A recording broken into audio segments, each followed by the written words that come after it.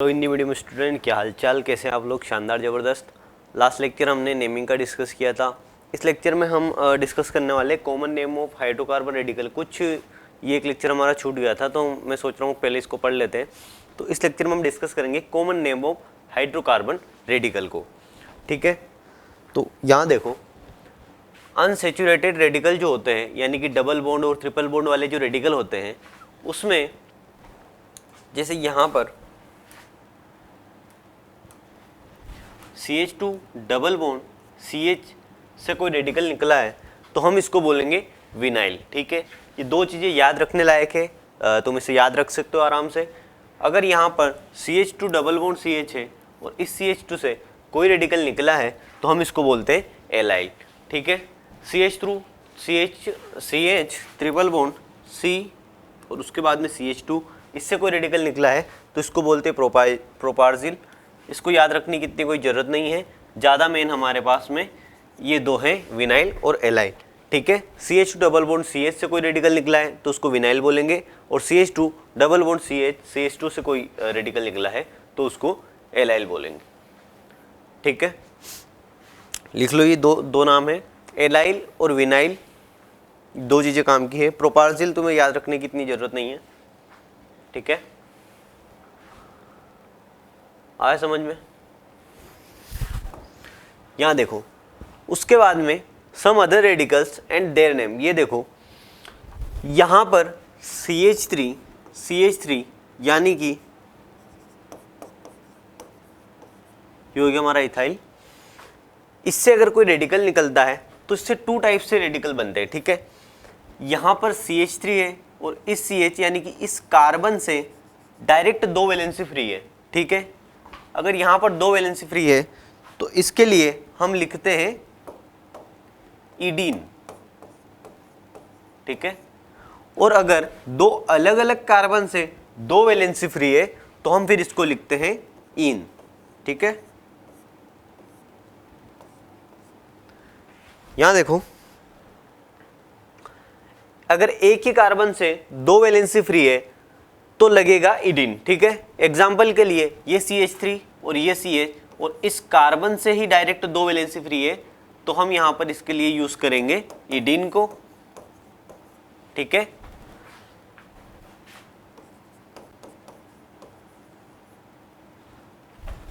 और अगर दो अलग अलग कार्बन से फ्री वैलेंसी है, जैसे डिफरेंट कार्बन हो गए और उनसे अगर फ्री वैलेंसी है तो उसके लिए हम यूज करेंगे इन को। ठीक है, यहां पर दो अलग अलग कार्बन है, कितने कार्बन है?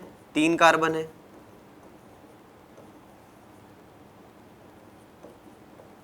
ठीक है, तो इसके लिए हम इन यूज करेंगे। ठीक है, अगर एक कार्बन से ही दो वैलेंसी फ्री है डायरेक्ट, इस तरीके का स्ट्रक्चर कोई दिखता है तो हम उसके लिए ईडीन को यूज करेंगे, और अगर इस तरीके का कोई स्ट्रक्चर दिखता है तो हम उसके लिए इन को यूज करेंगे। ठीक है, ये लिख लो, ये दो लाइनें लिख लेना, याद रहेगी। अगर एक ही कार्बन से दो वैलेंसी फ्री है तो हम उसके लिए ईडीन को यूज करेंगे, और अगर दो अलग अलग कार्बन से वैलेंसी फ्री है तो हम उसके लिए इन को यूज करेंगे। ठीक है, जब हम नेमिंग करेंगे तब नेमिंग में हमें ये चीज़ें काम आएंगी। स्ट्रक्चर देखते ही तुम्हें पता चल जाएगा कि हमें उसका क्या नाम लिखना है। ठीक है, अगर एक ही कार्बन से दो वैलेंसी तुम्हें फ्री दिख जाती है तो उसके लिए तुम ईडीन को यूज़ कर रहोगे, और अगर दो अलग अलग कार्बन है उनसे अगर फ्री वैलेंसी है तो तुम उसके लिए इन को यूज़ करोगे। ठीक है, लिख लिया? लिख लो। यहां देखो, common name of hydrocarbon derivatives, ये हम इस लेक्चर में डिस्कस करने वाले हैं। इसको दो सिस्टम में डिवाइड करते हैं, एक हो गया हमारे पास में सिस्टम 1 और एक हो गया हमारे पास में सिस्टम 2। ठीक है, नेमिंग में तुम जब नेमिंग करोगे तब तुम्हें वहां पर अगर कार्बन कंटेनिंग कोई फंक्शनल ग्रुप दिखता है तब तो हमें उसे चेन में इंक्लूड करना है। लास्ट लेक्चर में यही पढ़ा था, और हमें कोशिश करनी है कि उसको सबसे न्यूनतम यानी कि सबसे मिनिमम नंबर मिले चेन में। तो वो चीज यहां पर हम डिस्कस करने वाले हैं। मान लो सिस्टम 1 में यहां पर लिखो हाइड्रोकार्बन रेडिकल पर निर्भर फंक्शनल ग्रुप और हाइड्रोकार्बन रेडिकल पर निर्भर नहीं फंक्शनल ग्रुप। ठीक है, ये टेबल बना लो इसकी। एक तरफ सिस्टम 1 लिख लेना और एक तरफ सिस्टम 2 लिख लेना। ठीक है, एक तरफ सिस्टम 1 लिख लेना और एक तरफ सिस्टम 2 लिख लेना। यहां पर देखो सिस्टम 1 में हमारे पास सबसे पहला आता है अल्कोहल, उसके बाद में आता है थायो अल्कोहल। सबसे पहला आता है हमारे पास में अल्कोहल, उसके बाद में आता है थायो अल्कोहल, उसके बाद में आता है हमारे पास में एमीन, उसके बाद में आता है ईथर, सल्फोनिक एसिड और कीटोन।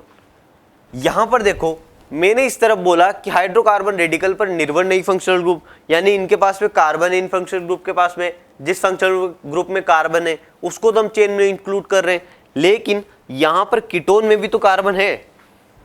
तो इसके पीछे लिख लेना तुम, ये जो कीटोन है ये बहरूपिया है जो यहां पर आके बैठ गया है सिस्टम 1 में, जबकि इसको होना का ही चाहिए था सिस्टम 2 में। ठीक है, कीटोन के कार्बन को फंक्शनल ग्रुप में ऐड नहीं करते हैं, कुछ स्पेशल केस होते हैं जो हम पढ़ते पढ़ते ही डिस्कस करेंगे। ठीक है, आया समझ। उसके बाद में आता है साइनाइड और आइसोसाइनाइड।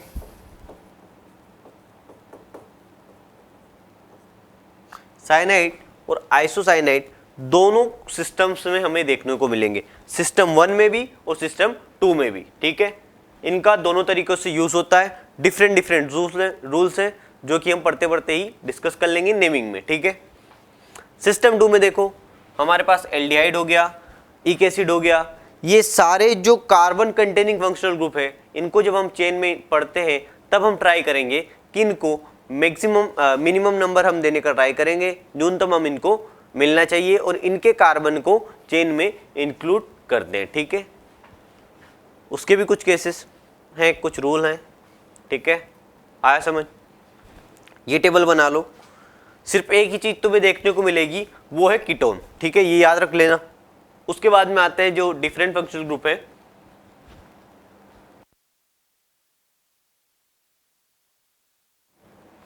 जो डिफरेंट फंक्शनल ग्रुप है वो देख लेना। ठीक है, ये टेबल बना लो।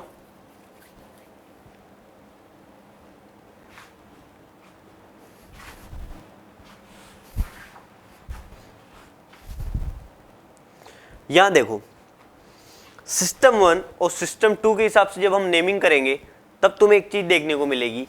अगर हमारे पास में एक कार्बन होता है, एक कार्बन को हम क्या बोलते हैं, मेथ बोलते हैं, लेकिन उसी कार्बन को सिस्टम 2 में फॉर्म लिखते हैं। ठीक है, अगर 2 कार्बन हुआ तो हम उसको क्या बोलेंगे, एथ बोलेंगे, लेकिन उसी कार्बन को सिस्टम 2 में एसिड बोलते हैं। ठीक है, तो अगर हमारे पास में एक कार्बन है इसको हम सिस्टम 1 में मेथ बोलेंगे, लेकिन सिस्टम 2 में इसको लिखते हैं फॉर्म। ठीक है, तुमने कहीं फॉर्मिक एसिड सुना है, फॉर्मिक एसिड, एसिटिक एसिड। ठीक है, तो वो चीजें यहां से निकल कर आती है। ठीक है, सिस्टम 1 में एथ है यानी कि 2 कार्बन है, लेकिन सिस्टम 2 में इसको एसिड बोलते हैं, एसिड। ठीक है, अगर 3 कार्बन है तो इसको सिस्टम 1 में प्रोप बोलेंगे और सिस्टम 2 में प्रोपियोन बोलेंगे। 4 कार्बन को हम ब्यूट यूज करते हैं, 5 को पेंट यूज करते हैं, लेकिन सिस्टम 2 में हम इसको ब्यूटाइल और वेलेर पढ़ेंगे। ठीक है, आया समझ। मेथ, एथ, प्रोप, ब्यूट, पेंट ये तो तुम्हें याद ही है, लेकिन सिर्फ ये इतना सा और याद करना है। ठीक है, फॉर्म, एसिड, उसके बाद में आता है अपना प्रोपियोन, ब्यूटाइल और वेलेर। ठीक है, ये भी याद रख लेना। आया समझ में। ये टेबल बना ली। ठीक है, ये टेबल बना लो।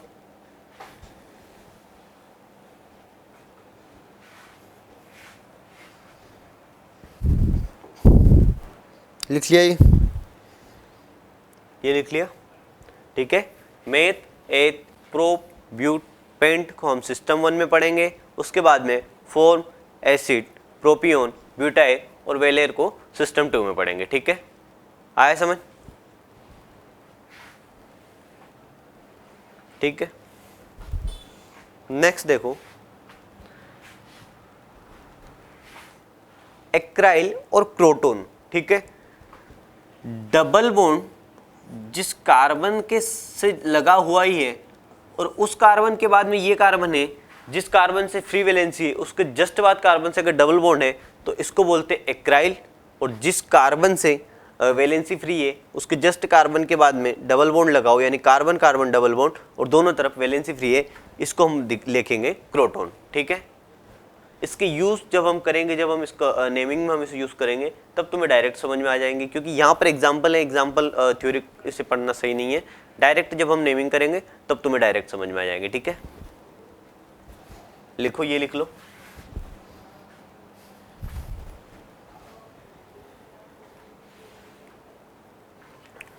अब यहाँ पर एक एग्जाम्पल मैंने लिखा हुआ है, हमें इसका नाम लिखना है। ठीक है, हमें इसका नाम लिखना है CH2 डबल बॉन्ड CH और उसके बाद में CH2। ये चीज़ हमने अभी कहीं पढ़ी थी क्या? जस्ट अभी हमने इसको पढ़ा है। ठीक है, अभी हमने इसको जस्ट पढ़ाई है। आया कुछ याद आ रहा है?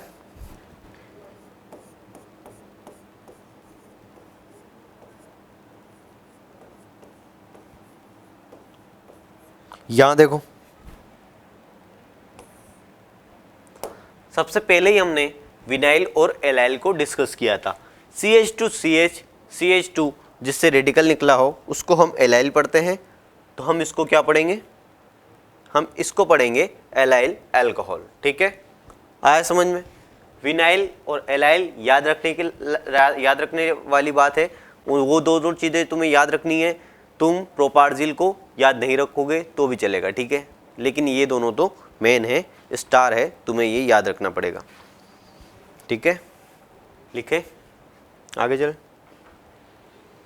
यहाँ देखो, कॉमन नेम में हमने सबसे पहले आइसो और नियो डिस्कस किया था, याद है? अगर मैं इसे ढक देता हूँ, मैंने अल्कोहल को ढक दिया, तो तुम्हें कोई डब्बा दिख रहा है क्या? ध्यान से देखो,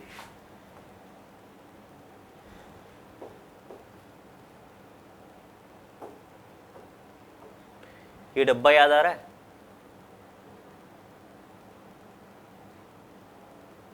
इसको हमने क्या पढ़ा था? इसको पढ़ा था हमने आइसो, आया याद? और नियो हम कब यूज करते हैं? जब 5 कार्बन हो। पान, नियो से पान याद आया? पान यानी 5 कार्बन, पा से 5 कार्बन और न से नियो। ठीक है, आइसो मैंने यहां पर यूज किया, यहां पर कितने कार्बन है? 1 2 3। ठीक है, तो इसका नाम क्या हो गया?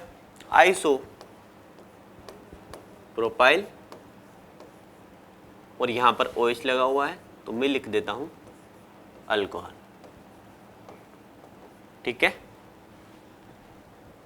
ठीक है। नेक्स्ट आता है हमारे पास में, इसका नाम हम लिखते हैं, तो नंबरिंग में कहां से करूंगा? यहां से 1 2 3 और 4। ठीक है, तो इसका नाम क्या होगा? इसका नाम होगा 1 2 3 और 4 कार्बन यानी कि ब्यूट। ठीक है, और Br लगा हुआ है यानी कि ये हो गया हमारा ब्रोमाइड। हेलाइड याद है ना? और ये दूसरे कार्बन पे लगा हुआ है तो हम इसको सेकेंडरी लिखेंगे। ठीक है, तो ये हो गया हमारा सेकेंडरी ब्यूटाइल ब्रोमाइड। ठीक है, सेकेंडरी ब्यूटाइल ब्रोमाइड।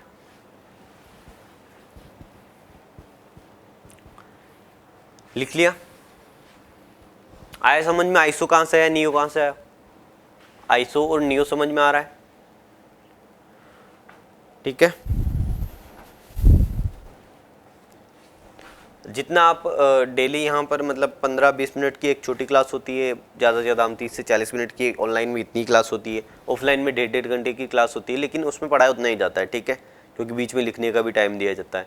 तो यहाँ पर जितनी क्लासेस हो रही हैं मतलब उसमें कंटेंट आपको पूरा मिल रहा है, लेकिन आपको क्या करना है, यहाँ से लेक्चर लेने के बाद में उसका रिवीजन करते रहना है। आप कहीं पढ़ रहे हो, अदर इंस्टीट्यूट में हो, या फिर आप कहीं से पढ़ रहे हो, ऑफलाइन कहीं पढ़ रहे हो, तो यहाँ से जो पढ़ रहे हो ना, ये साथ साथ कंटिन्यू रखते रहना है, रिवीजन करते रहना है। एक दिन के बाद भी क्लास हो रही है, डेली क्लास हो रही है, जैसे भी हो रही है, लेकिन उसका रिवीजन करते रहना है। ठीक है, बेसिक जितना स्ट्रॉन्ग होगा आगे का अपना आगे का जो सिलेबस है वो तुम्हारा उतना ही स्ट्रॉन्ग होता जाएगा, ठीक है। तो डेली का डेली पढ़ना है, ठीक है, और रिवीजन करते रहो। नीट में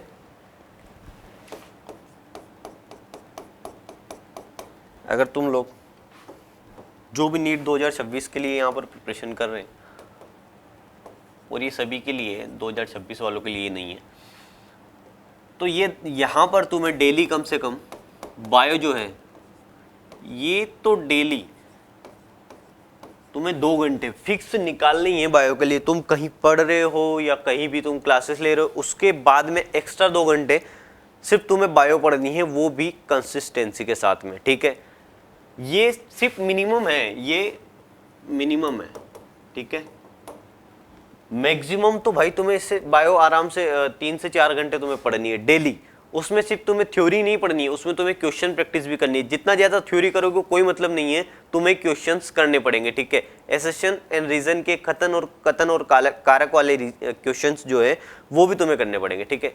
एसेशन रीजन वाले क्वेश्चन जितने करोगे उतना सही है। हो सकता है नीट 2026 में वही पैटर्न आ जाए जो 2022 वाले क्वेश्चंस आए थे, 2022 में जिस टाइप के क्वेश्चन आए थे, हो सकता है सेम क्वेश्चन इस बार आ जाए कथन कारक वाले, तो तुम्हें वो भी करने हैं। क्वेश्चंस जितने करोगे बायो तुम्हारी उतनी स्ट्रॉन्ग होती जाएगी, ठीक है। ये मैंने सबसे मिनिमम लिखा है, ठीक है। और अगर तुम कहीं डेली पढ़ रहे हो, तुम कहीं ऑफलाइन हो या फिर कहीं हो, तो तुम्हें केमिस्ट्री को रिवीजन करने में, अगर तुम आ रहे हो वहाँ से इसको पढ़ोगे, तो तुम्हें केमिस्ट्री जितना तुम्हें उस दिन पढ़ाया गया है ना, कम से कम 30 मिनट लगेंगे, ठीक है। 30 मिनट में तुम आराम से अपना केमिस्ट्री कर लोगे। और फिजिक्स में भी न्यूमेरिकल में तुम्हें उस दिन का ही पढ़ने में ज़्यादा टाइम नहीं लगेगा, ठीक है। इसके लिए भी तुम्हें कम से कम 30 मिनट ही लगेंगे, ठीक है।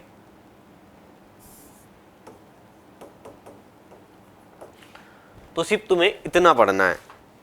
इतना पढ़ना है का मतलब मिनिमम इतना पढ़ना है, मैक्सिमम तुम्हें ये 2 घंटे नहीं दिखने चाहिए। तुम ये बायो कम से कम 4 घंटे तक पढ़ रहे हो, अपना केमिस्ट्री जो है वो कम से कम तुम्हें 2 घंटे, और 2 घंटे फिजिक्स को देना है। न्यूमेरिकल जितने ज़्यादा फिजिक्स में करोगे उतना ज़्यादा तुम्हारा फिजिक्स का पोर्शन स्ट्रॉन्ग होगा। फिजिकल केमिस्ट्री में भी सेम चीज़ें हैं, तुम्हें जितने ज़्यादा न्यूमेरिकल करोगे वो तुम्हारा पोर्शन उतना ज़्यादा स्ट्रॉन्ग होता जाएगा, ठीक है। फिजिकल केमिस्ट्री और फिजिक्स के लिए तुम्हें बहुत ज़्यादा न्यूमेरिकल करने हैं।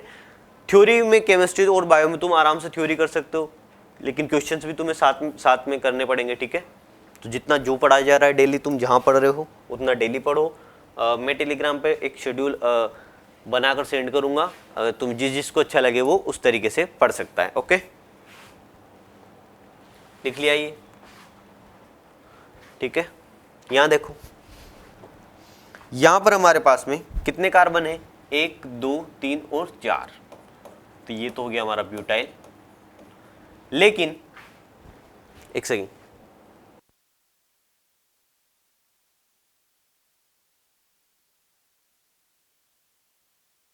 तुम्हें इसमें आइसो ग्रुप, क्या तुम्हें इसमें आइसो ग्रुप दिख रहा है? CH के साथ में 2 CH3 यहाँ पर लगे हुए हैं, इसका मतलब तुम्हें आइसो ग्रुप दिख रहा है, ये डब्बा दिख रहा है। तो ये हो गया हमारा आइसो, 4 कार्बन है इसलिए ये हो गया हमारा ब्यूटाइल। और यहाँ पर लिखा हुआ एल्कोहल, तो मैं लिख देता हूँ एल्कोहल, ठीक है। ये हो गया हमारा आइसो ब्यूटाइल एल्कोहल। इस कार्बन से Br जुड़ा हुआ है, इसको हम क्या बोलेंगे, इस कार्बन को हम क्या बोलेंगे, इसको हम लिखते हैं टर्ट। उसके बाद में 1 2 3 4 कार्बन है, टर्ट ब्यूटाइल ब्रोमाइड, ठीक है। इसको बोलते हैं हम टर्ट ब्यूटाइल ब्रोमाइड। लिख लो चारों क्वेश्चन, चारों क्वेश्चन लिख लो। आया समझ में?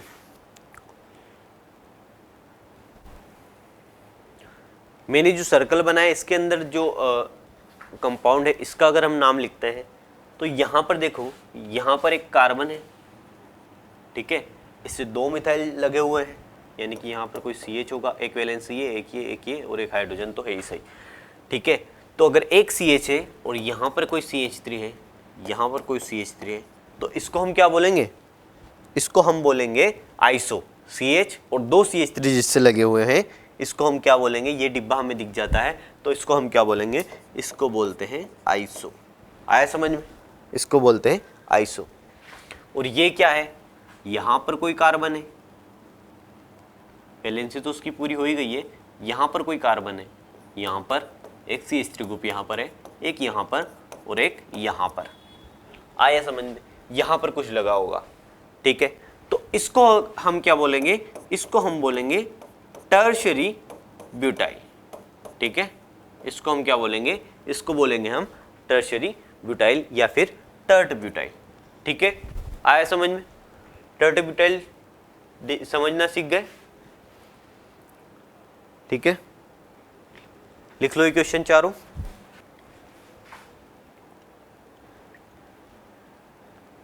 यहां देखो, किसी कार्बन से अगर 4 कार्बन यानी कि अगर कोई 4 डिग्री का कार्बन है तो उसे हम क्या बोलते हैं, उसे हम बोलते हैं नियो, ठीक है। दिख रहे हैं 5 कार्बन, 1 2 3 4 5, ये कार्बन कितने डिग्री का है, ये 4 डिग्री का है, आया समझ में। तो इसको हम क्या बोलते हैं, नियो। नियो से याद आया पान, पान याद आया, पान से 5 कार्बन और न से बना नियो, ठीक है। यहां पर देखो ये 5 कार्बन है यानी कि ये नियो है, तो मैं इसे नियो ग्रुप को लिख देता हूं, नियो। कितने कार्बन है, 1 2 3 4 और 5,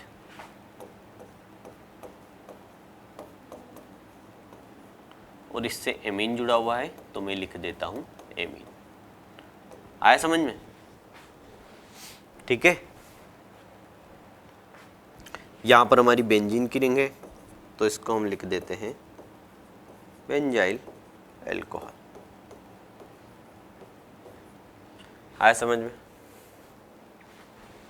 मैं यहां पर YL क्यों लिख रहा हूं, क्योंकि अगर किसी कार्बन से या फिर किसी कंपाउंड से कोई रेडिकल निकलता है तो वहां पर इल यूज होता है, ठीक है।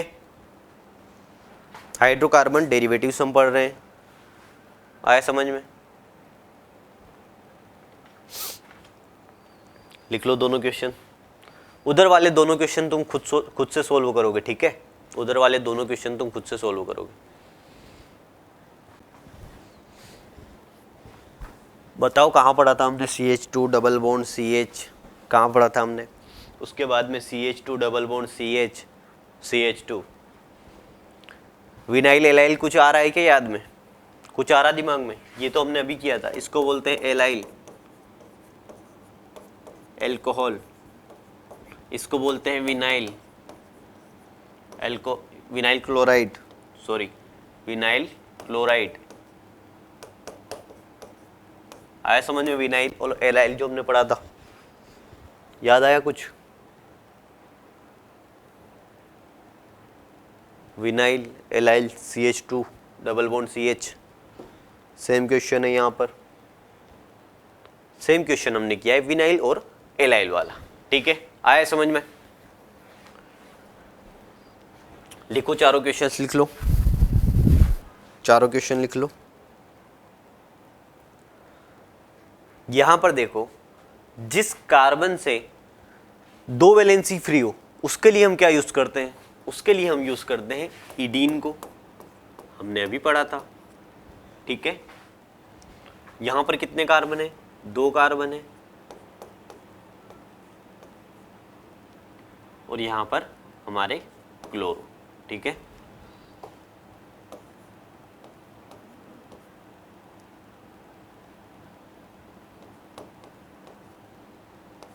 इथाइलिडीन क्लोराइड, ठीक है।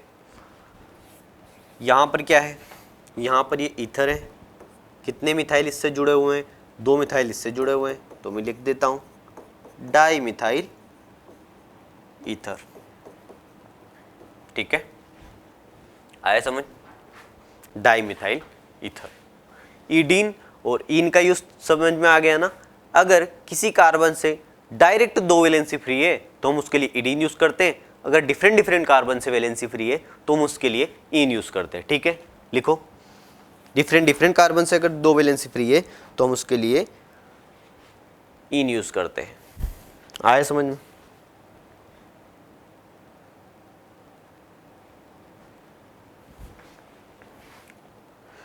यहां पर देखो RCOR कीटोन तो हमें दिख रहा है, ये मैं लिख देता हूँ पहले कीटोन। और कितने मिथाइल यहाँ पर हैं, 2 मिथाइल है, तो मैं लिख देता हूँ डाई मिथाइल कीटोन। इसी को एसीटोन भी बोलते हैं, ठीक है। डाई मिथाइल कीटोन को एसीटोन भी बोलते हैं। एसीटोन का यूज क्या है, एसीटोन यूज होता है नेल पेंट रिमूवर के रूप में, ठीक है। जो गर्ल्स होती हैं वो गर्ल्स अपनी नेल पेंट को रिमूव करने के लिए एसीटोन का यूज करती हैं, ठीक है। आया समझ में? ठीक है, थैंक यू सो मच। आज की क्लास को यहीं पर एंड करते हैं। हाइड्रोकार्बन रेडिकल के ये कुछ कॉमन नेम हमने रह गए थे, ये हमने आज डिस्कस कर लिए हैं। नेक्स्ट क्लास से हम फिर से नेमिंग पढ़ेंगे। ओके।